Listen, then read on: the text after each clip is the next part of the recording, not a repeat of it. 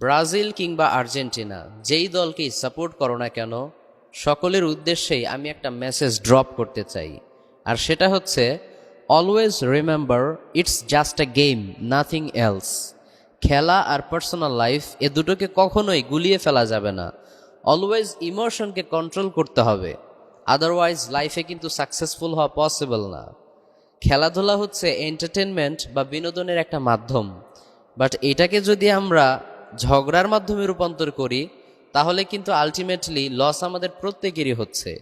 মুনজিরিন শাহিদ আপু তো ব্রাজিলকে সাপোর্ট করে, আইমান সাদিক ভাইয়াও ব্রাজিলকে সাপোর্ট করে, বাট ব্রাজিল হেরে গেলে কি তারা তোমাদের মতো কান্নাকাটি করে, অন্য দলের সাথে ঝগড়ায় লিপ্ত হয়?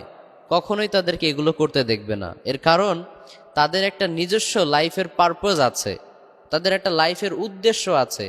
তাদেরকে মানুষ এই দলকে সাপোর্ট করার কারণে রেসপেক্ট করে না, তাদেরকে তাদের কাজের কারণে মানুষ রেসপেক্ট করে।